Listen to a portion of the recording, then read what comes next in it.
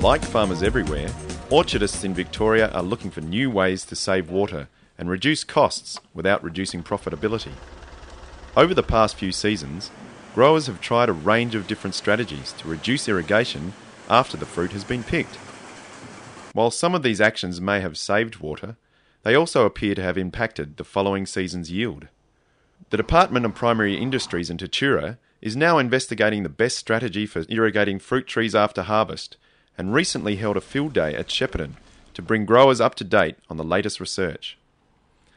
The DPI has established trial plots at 2 local orchards. The first orchard is in East Shepparton, where the impact of different irrigation strategies on Williams pears is being monitored. The other orchard is in Toolamba, where the impacts on 204 peaches are being investigated. The main reason why we're doing this work is to try and come up with innovative and new ways that we can save water.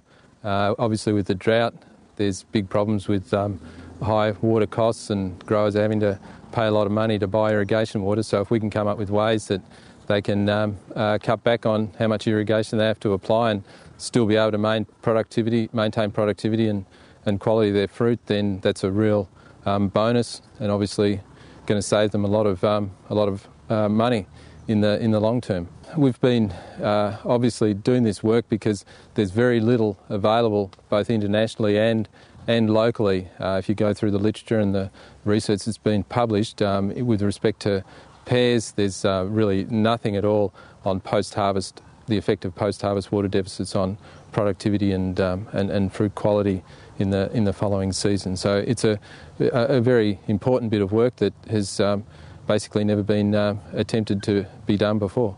Trees in the trial plots are receiving the same amount of water as normal grower practice. Half as much water, twice as much water, and no water. The impact of these different water application rates is being closely monitored, both from the ground and from the air. This blimp, for example, is sent up above the orchard to take thermal photographs of the trees. When trees are water stressed, their sunlit leaves become hot, and the aerial photographs taken from the blimp record the temperatures. There is also extensive research at ground level. Well, we're using 2 instruments to measure the tree stress. The first is known as a diffusion barometer, and that allows us to measure the amount of water vapour that's being released from the leaves, which is an indication of how much water the tree is using. The second one is known as a pressure chamber. We get a leaf and put it in a chamber and pressurise the chamber, and the reading that comes out as lets us know how stressed the tree is by a high reading meaning that it's very stressed, a low reading meaning it's not. Gypsum blocks that are in the ground at 3 depths, 30, 60 and 120 centimetres, and they're reading the soil moisture.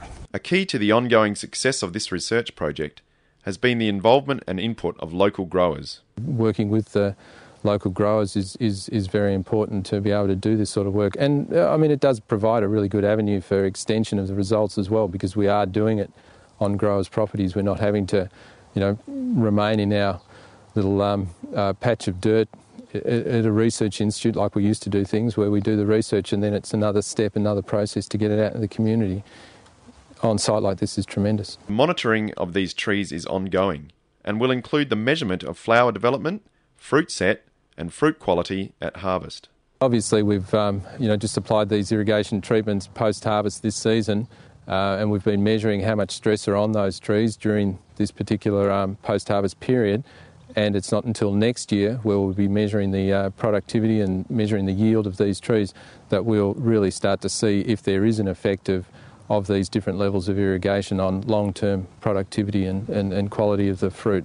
So it's really at its first stages of the experiment, and we'll be able to provide those results to the growers hopefully early next season when we start looking at fruit number and the potential yield of these trees.